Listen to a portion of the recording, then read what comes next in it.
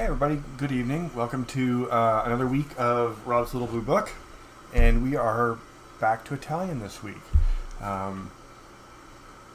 Looking forward to tonight. We're going to do two pestos. I was originally only going to do basil pesto, but I decided to throw in a pesto Calabrese as well because why not, right? Two for one. And one of the things that I've learned, we haven't cooked all Italian for a little bit, and I've been prepping all the ingredients for tonight. And one of the things that I just love about Italian cooking is just the prep. Like, all of the ingredients are just fantastic. I've been like picking this basil, which smells amazing, and grating Parmesan and mincing garlic and stuff. And it's so elemental, Italian cooking. And I like all the cuisines I cook. I keep coming back to Italian for some specific reasons, and one of them is it really celebrates the freshest and the best ingredients, and it really makes a difference what you get. So we're going to talk a little bit about ingredients, but first of all, we're going to start off with a cocktail. So this cocktail was sort of an inspiration. I got a lovely gift from my partner Rebecca, Liquid Intelligence. Dave Arnold, I'm a big fan of his, and I had actually honestly kind of forgotten about him. He's an amazing bartender, but he is, he's a little bit like me. He really takes recipes to the nth degree and techniques to the nth degree. I'm having a lot of fun reading this book. He basically has like a full-on molecular chemistry lab, which I aspire to, but I am going to settle for a shaker and a couple of jiggers. But anyway, it's been a really fun read, and down the road in the stream, we're going to get a lot out of it, because he has some amazing ideas, and just really some hilarious techniques that I'm going to try as well. So I want to do a Corpse Survivor number 2 tonight. And you're probably wondering, first of all, what is a Corpse Survivor? And it sounds like a drink from the 70s, doesn't it? Sherry and I were talking about this earlier. I said 90s, and she said it was more of a 70s thing. And I think I agree. I can picture that 70s horror movie poster, garish poster with the Corpse Survivor number 2 on it. But the cocktail actually goes back way back to the 1930s, and even before. So in late 1800s, early 1900s, it was quite common to have a pick-me-up cocktail when you get up in the morning. I'm not recommending you do that. I'm not sure that's even a good idea. But it sort of started a mix of cocktails. Hey, Darcy. Or maybe Emma, or both. Anyway, there were 3 Corpse Survivor cocktails. Number 1, number 2, and number 3. Number 1 and number 3 have faded into obscurity because I don't think they tasted very good. But the Corpse Survivor number 2 has stood the test of time. It's a fun little cocktail. And we're going to make it tonight because I kind of fell in love with the name. Yes. So this is basically, it's kind of like a Bloody Mary on steroids. It's nothing like a Bloody Mary, but the Bloody Mary is that same sort of drink where, and I have to find my jigger. Hang on just a sec, guys. You know, the Bloody Mary was originally like, again, the hangover killer drink, hair of the dog and whatnot. This is more like, I don't know, the spiked dog collar of the dog. This is a beast of a drink. But let's get it together. Gin, first ingredient. It's equal parts of everything, so it's really... oh, great. I'm glad you're both there. It's really easy to remember this one, which is a good thing because I forgot to do my little placards, I guess. Anyway, an ounce of gin. And we are going to do an ounce... So you can use either Grand Marnier or Cointreau for this one. Any orange liqueur will do. I wouldn't use triple sec. Save it for... Actually, just don't drink triple sec. I quite like Grand Marnier, and so I picked up a bottle today. And then we are going to go also with 1 part lemon juice, which I'm going to pour over the sink because this is tricky.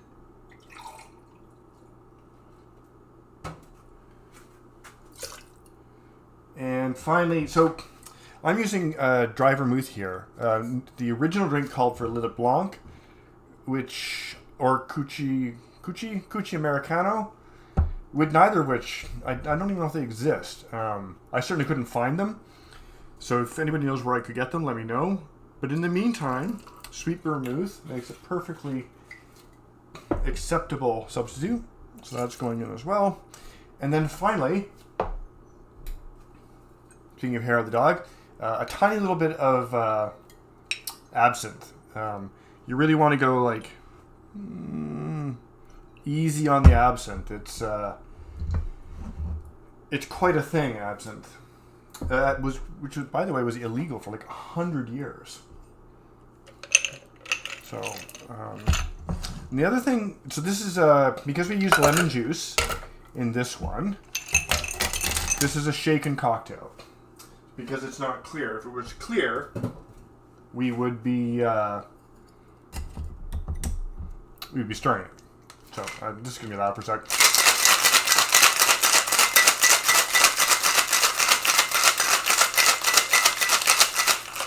It's really cold.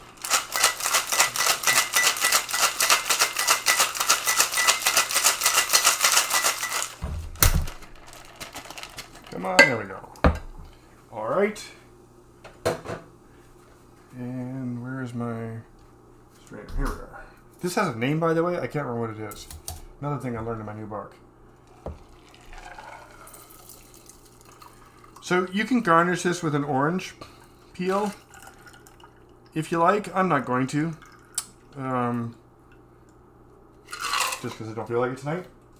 But there you go, guys. So this is a Corpse Reviver number 2. And wow, it is really cold.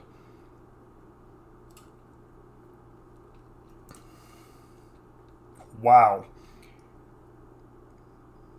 That's a strong drink. It's a very good drink. I think I might put a little bit more absinthe in next time.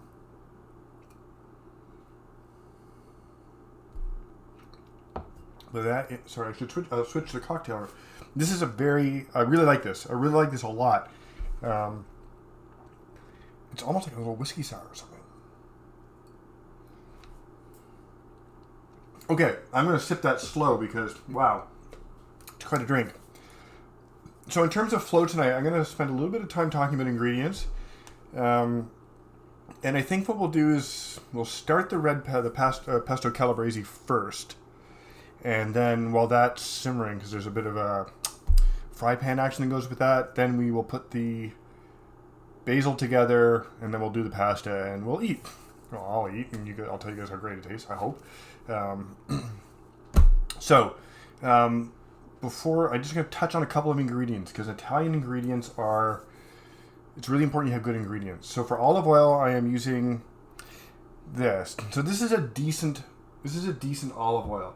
The problem with olive oil is most of it's a scam. Extra virgin olive oil, it's just not regulated at all, and so it's typically yeah, I know I run the whole spectrum from cold to hot. Honestly, guys, the only way you can get your olive oil that you like is to taste it. So first of all, you need to, and this is worth doing because olive oil is good olive oil is so important, especially in a dish like this. So the first thing to do is figure out what bad olive oil tastes like. So go to the supermarket and buy a bottle of extra virgin olive oil off the shelf. It doesn't really matter what kind; they're all shit. And take that home and taste it. I'm trying to get a small bottle, I guess, because you're probably gonna pour it out. But it's really easy to taste olive oil. Just dip some bread in it and see what it tastes like. And then when you get a chance, go to an upscale store, maybe try Farm Boy, and just start trying them and comparing them until you find one you like, because they lie about what's in olive oil. Most of them are at best 60 or 70% olive oil at all, whether it's extra virgin or not. So unfortunately, it's a journey worth going on, but it's one you have to do on your own. So I will say that the Kirkland brand olive oil, and I don't know whether this is just because Costco just has massive purchasing power, and I do know that Costco does care about their reputation as a seller. It's solid. I'm going to look for better ones, but for an off-the-shelf olive oil, this one has been pretty good to me. The other thing about olive oil is, since I'm recently been exploring a lot of Mediterranean cooking, common misconception about olive oil is that you can't use it as a frying oil because it has a super low smoke point. And while it's true that olive oil has a lower smoke point than most of the other oils, it's still 410 degrees Fahrenheit. Most people are not sauteing higher than that anyway. So if you're health conscious or you like the taste of olive oil or you just prefer it, there's no reason not to use olive oil in your pan. So there's that. Parmesan, also very important. I get mine from Costco because it's a good solid Parmesan and it is half the price it is everywhere else. I would stack this up against any Parmesan I could get at St. Lawrence Market. So no reason to spend a ton of extra money on it.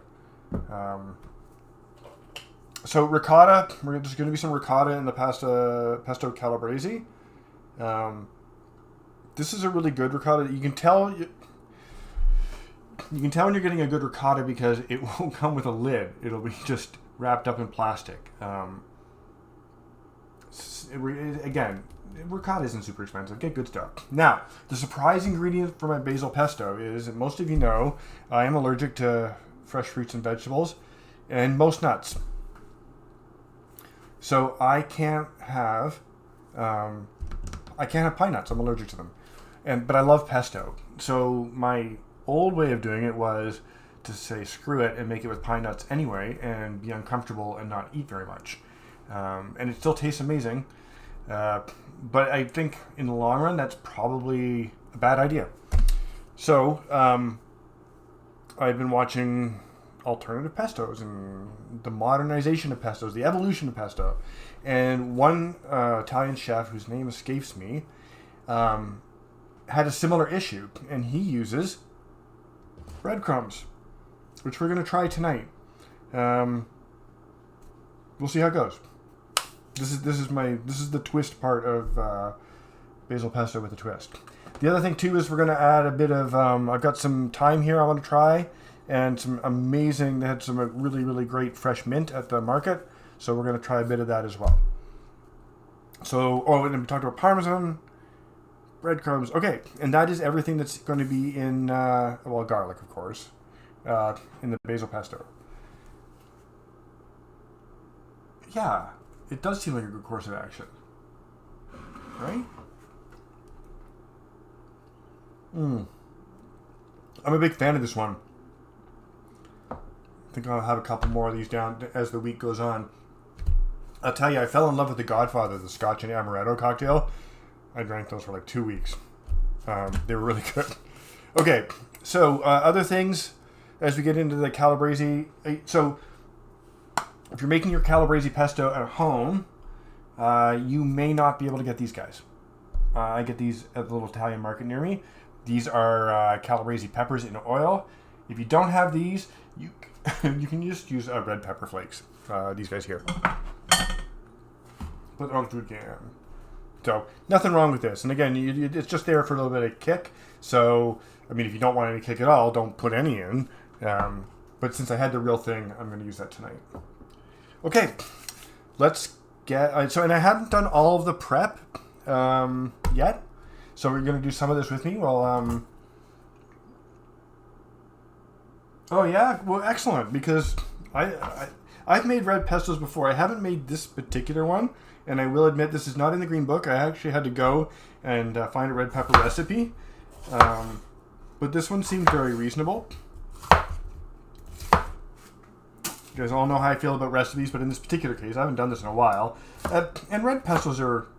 Make sure there's no stickers on my friggin' peppers. No. Red pestos are very flexible. This is something... I mean, with all your cooking, obviously, you should taste as you go. Now, I'm cutting these into slivers because we are going to pan fry... we're going to cook these down in the pan, give them a bit of color. So, you don't have to be fussy. I'm not cutting these for presentation. I'm just getting them into shapes. And we are going to be putting my little mini chopper here. Can you guys see it? Yeah, no, you can't. Here, this guy, which my kids gave me years and years ago, and it's been fantastic. I don't have a larger food processor, but I want to make a batch of pesto. 2 bigger batches to have for later, so we're really going to put that guy to the test. I'll put these in something.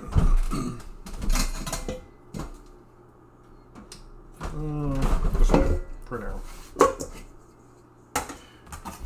And the other thing too is, which I'll show you guys in a sec, is I actually learned a new way to cut an onion.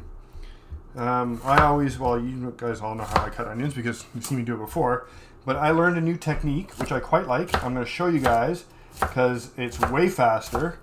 And it's just that, you know, when you're cooking for yourself, it's not about being a speed demon in the kitchen. You're not on the line. You're never in the weeds cooking for yourself at home. So take your time and enjoy it.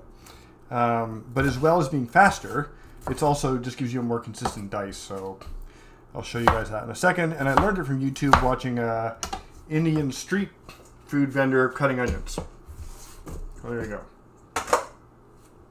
Last pepper.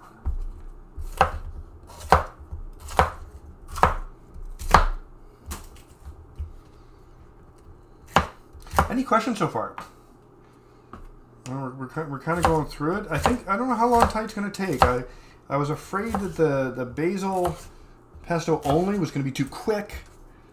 And now I hope we get through this in time, but I guess I'm not going anywhere. I live here after all. So I hope you guys can stick around to the end. But I do want to show you guys some of the prep. You know, sometimes I have everything done up, depending on what we're doing. And sometimes I don't. You guys can see okay?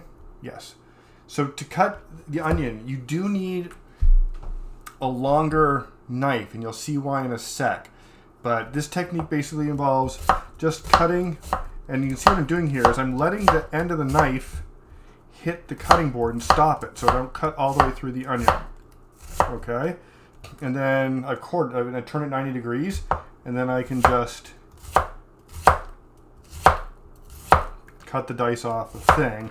If I was really concerned about yield, I could like dice up the end. I'm not going to. But there you go. And I'm pretty fast at cutting onions the old way, but I'm nowhere close to that fast. Like, and this is a perfect dice. Look at that. Love it. Okay. Where did my thing go? I love this bench scraper for exactly this reason. Just getting ingredients up off the board. So our onions are now ready. Okay.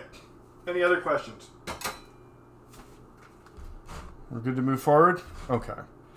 So, don't want this. So as I said, we're going to start the red pepper one. And the red pepper one is really easy too. But we do have to put some color on our peppers. And we are going to use... thanks. Okay.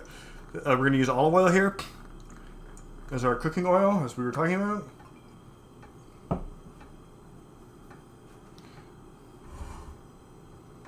So one of my projects over the next few streams, and I'm going to bring some of it to the stream too. And Italian actually fits into that. But as I said, I'm exploring more Mediterranean cooking and that style. Partly because I want to bring more fish into our diet, and also partly because I think it's just kind of a healthier diet.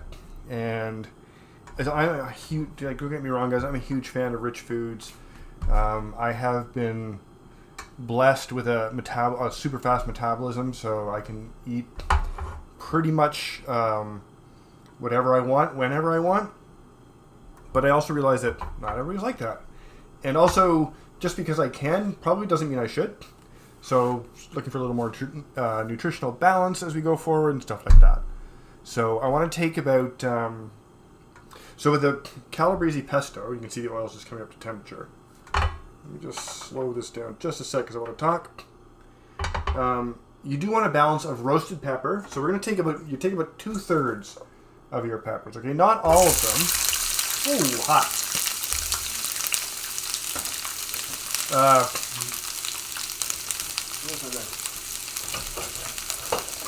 You want to take 2/3 about them, and then the last third, and a little bit of, at the very end, we're going to throw the raw peppers in with a little bit of raw garlic to keep the pesto bright. Yeah, that's the first one. Again, a little bit of salt, guys. Salt as you go.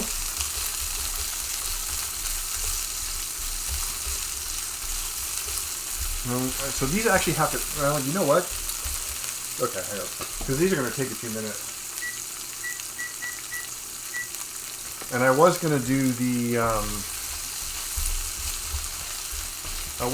basil while I was doing this, but I see that I am basically, I'm kind of out of room here.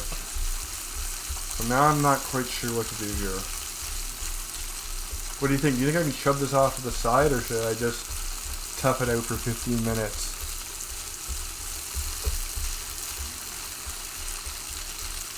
Or we can do what I always do on stream and just crank the hell out of the heat and do it faster. Again, I'm not looking for a slow roast here. This isn't a slow cooking thing. I'm just trying to get some color on these guys. Think I can shove it? I'm gonna nod. I'm a little leery of getting too many things going on at once. So we're gonna tough it out. You guys have to put up with me talking as we go here. This does have to cool, so I'll have time to throw the basil pesto together. So while this one takes a little more prep, and you can do this obviously in advance, just heat it up later. Basil pesto is amazing for a weeknight because it goes together like instantly. And I do want to talk a little bit, you'll see when we do the basil pesto, on how to make pesto your own and tasting as you go. It's not as simple as just like, you know, throwing all the ingredients in the blender, food processor, and giving it a blitz. You do want a specific consistency. Let's talk a little bit about the pasta we're going to use tonight.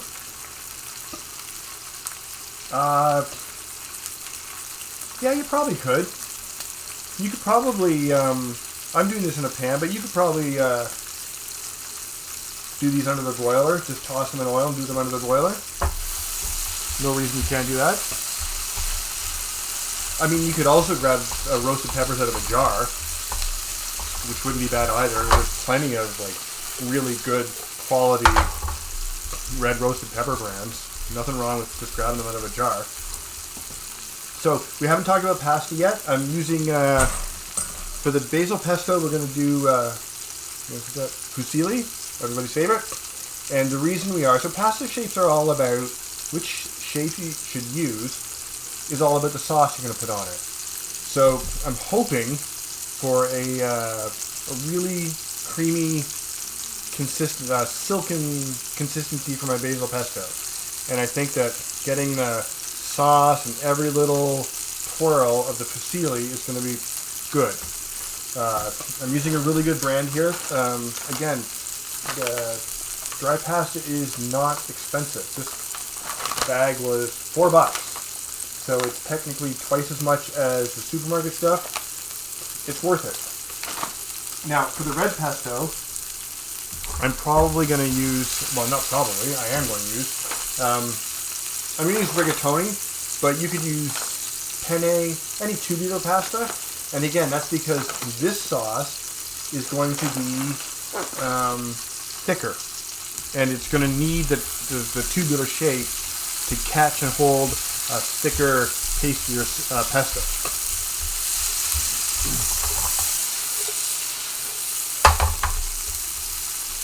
Oh, we got a lot of time here. Somebody asked me a question.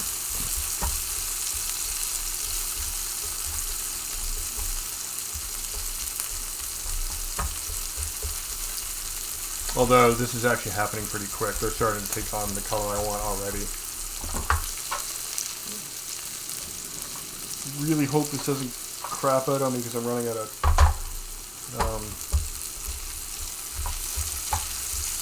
I'm low on canisters.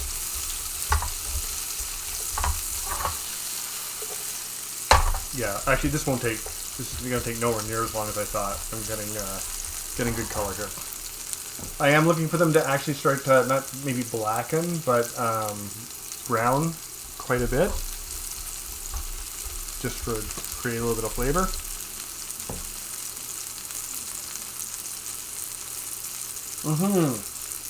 Sorry, yes, we are doing tomatoes. These go in the Calabrese pesto, and these were actually these little Campari tomatoes. Tomatoes out of season can be a bit hit and miss. There wouldn't be anything wrong with using like a canned San Marzano tomato. I happen to find some really nice fresh ones in the market, and these are a little bit sweeter. So if you ever want to, they're a bit fussy, but if you ever want a really sweet, delicious tomato, just grab some cherry tomatoes or even some grape tomatoes. You know, they're going to be a pain in the ass maybe to dice up, but it's kind of worth it. So you can actually see the volume of the peppers we're reducing here too. You got some color on there.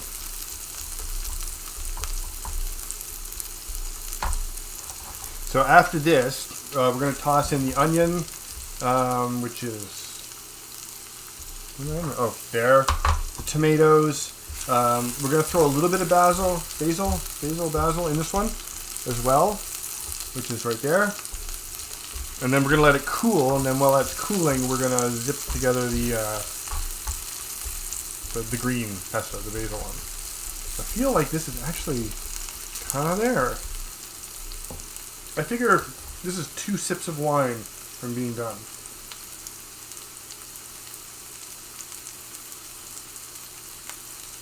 Yeah, 2 sips.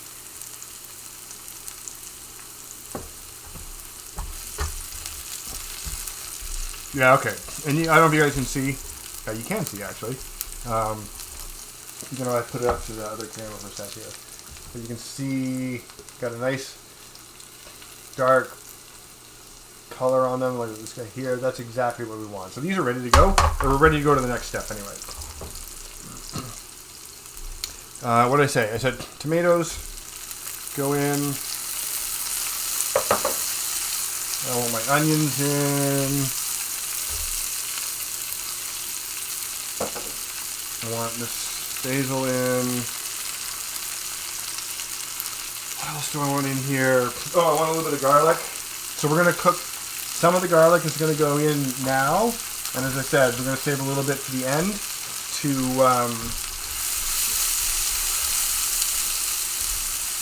we're going to save a little bit to the end just to keep it bright. And that's why we're saving the fresh peppers and the fresh garlic to give it a little, not in your face, but that fresh aroma, if you will. It'll just so that's the thing too. Like, remember, your dish has to taste good, but we eat with all of our senses. And your dish, we talked about this before, your dish has to look good too. Like, it sounds crazy, but people do, and this needs a little salt, people do eat with their eyes.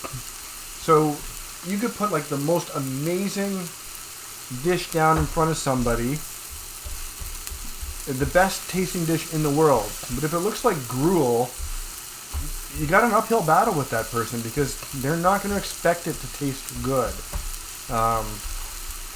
But by the same token, that first spoonful, forkful, whatever comes up to their mouth, it goes right under their nose first, and it's going to be sitting right under their face. So if we didn't put in fresh garlic and a little bit of fresh peppers at the end of this, it would still taste great. But it wouldn't have the same impact. You're going to put it down in front of the person, and it's going to smell good, but it's not going to smell bright. And that brightness, I think, is really important. So you want all 3 things when you're serving somebody food. It's one of the reasons, too. I mean, aside from it's just professional, but you'll see, I mean, God, if you watch Kitchen Nightmares, Hell's Kitchen, yeah, any restaurant show, you'll see, and I do it too, you'll always see them wiping the plates. You know, making sure that when they serve, if they spill something on the edge of the plate, they're wiping it down.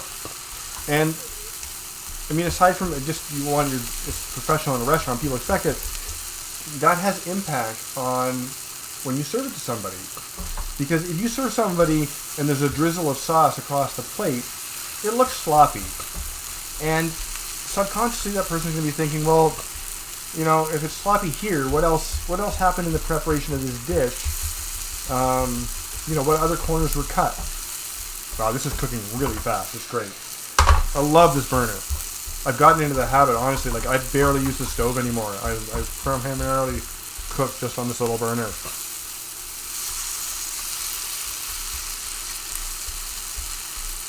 Okay, so when this is done, we're going to put it on the stove top, and we are going to let it come down in temperature a bit, and then we'll move on to the basil pesto. I figure actually this is going to be just like a couple more minutes. What do you think? I think that's about 3 sips from being done, in my expert opinion.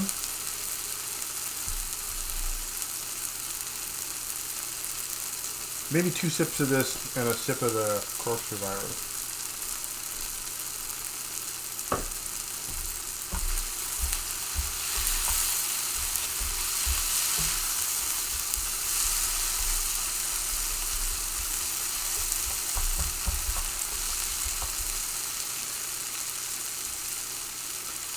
Like we do.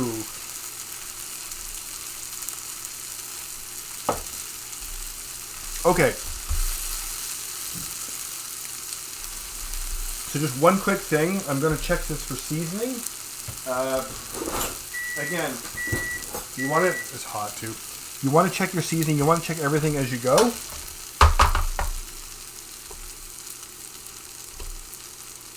Wow, it's really hot.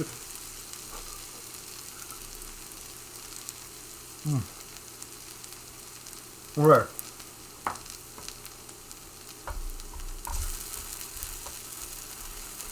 Yeah, I'm going to just add a little tiny bit more salt here. But other than that, I think it's great. Okay, so this goes just on the stove here. Again, we have our leftover peppers we're going to add. We'll punch in some garlic. I don't think I need this guy anymore. Get some space back. Okay, so let's take a quick breather here and wipe down the counter. Any questions? Because that basically, that red pesto is basically done. We're just gonna pop it into the little chopper thing and let it go. So we're moving on. Yeah, I'm having internet issues. YouTube is just like okay. red ringing. Okay. I don't know if... Sorry, guys. We had an interruption in the stream there. Somebody type in chat and tell me if we're still online here. Anybody? Did we lose everybody? That would just not be good.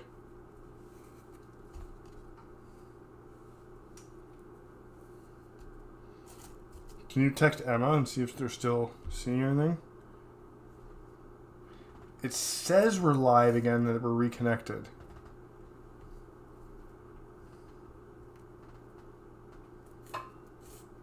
But now I have my doubts.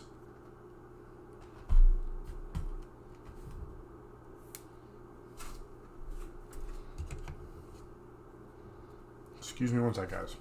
If you're still there, even. I texted. Oh, yeah? Yeah. Everything's okay? No, I haven't gotten a response yet. Okay.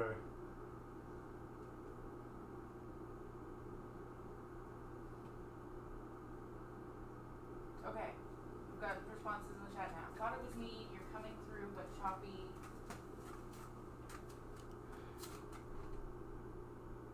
Okay, thanks, Penny. It's not you. We had a glitch. And I'm not sure if it was us here or it was YouTube or something in between. So somebody tell me when it settles down a little bit.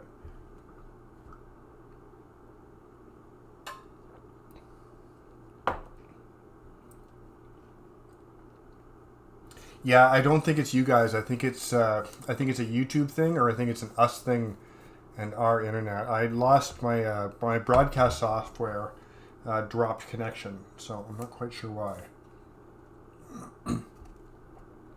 For those of you who are still there, okay, that's good news. I'm putting in a little bit of time here.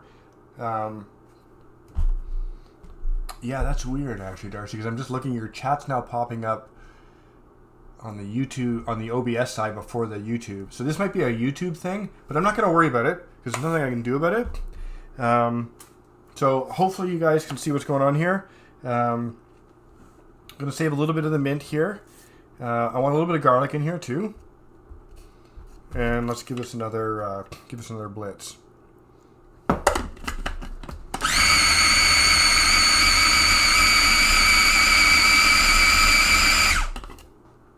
Okay, looking a lot better.